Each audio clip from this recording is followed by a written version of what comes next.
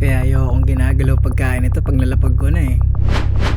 Di ba? Pati ako kakainin po dyan. Tandado.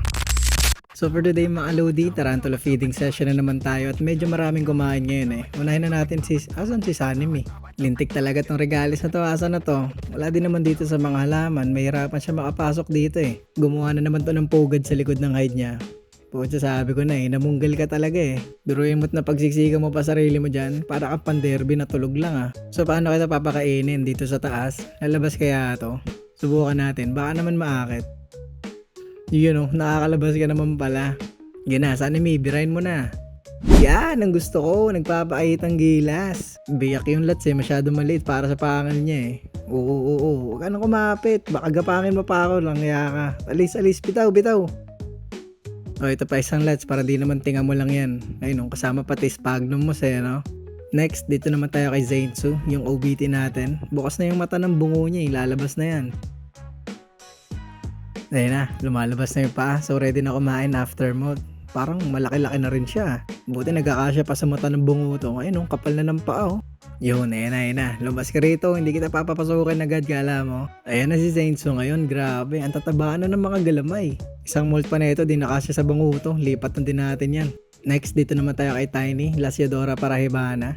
Chill lang tignan na. Kala mo talaga, di na nanakot ah. So lagyan na din natin siya ng lats dito. Masyado ata kasi tumalit kaya hindi nyo nararamdaman agad eh. Unlike sa mga dubya. Yung aalapag mo palang tinatalo na, ito hindi eh. Kailangan ko pa manduhan. Grabe naman sa bilis yan. Imba talaga to si Tiny eh. Pero kulang yun sa kanya kaya bigyan pa natin ng isa pa. Yun, sulit na yan. Pwede na yan. Next natin si Gyome, yung Metallica natin. Isa pa tong nasa likod ng hide nagtatago eh. Pinagtatanggal ko na nga pala yung plants niya kasi gagawin na din natin yung enclosure na to. Pero for now, pakainin muna natin ang lats. Ayan, dikit lang natin malapit sa kanya. Yun, bumuka ka din. Ayan o, parang walang kagat-kagat ha. Naglaho na lang bigla yung lats. Dahil dyan, bigyan natin ng isa pa. Baka kasi wala pang 5 minuto, nasutsut niya na ng tuluyan yung isa eh. Ayan, dumalawa ka para mas okay. Next natin si Obanay. Itong hirap pa take down din talaga nito. Kailangan gabi talaga. Ayun o, nagagalit lang eh. Pero parang kakain talaga siya ngayon eh, kaya pinapalabas ko na lang din muna ng hide niya. Tapos nung nakalabas na, tsaka ako binibigyan ulit. Mukhang gumugusto din naman eh.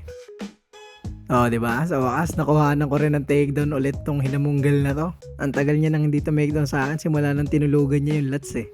Next natin sa Rengoku, yung fire leg natin, na pinapanot na naman yung sarili niya. Ano kaya ang trip na ito? Hindi siya nagpi-flick ng hair pag ginagalaw yung enclosure niya eh, pero ang dami sa water dish tsaka dun sa pintuan niya. Tapos yung takedown niya ngayon, wala na ring sustansya po. Kaya ano yan, wala nang habol-habol, sungkit-sungkit na lang no. Anyways, yan na yung last takedown natin. Kasi itong si Giyo, isang linggo na mahigit nag-molt, ayaw pa rin kumain. Pag nilapagan mo ng pagkain ay aambahan, pero hindi kakainin. Ayun o, kinigiliti nga lang eh. So next week na lang ulit si Giyo, okay? Yan na lang muna para sa tarantula feeding session natin mga Lodi. Bye-bye!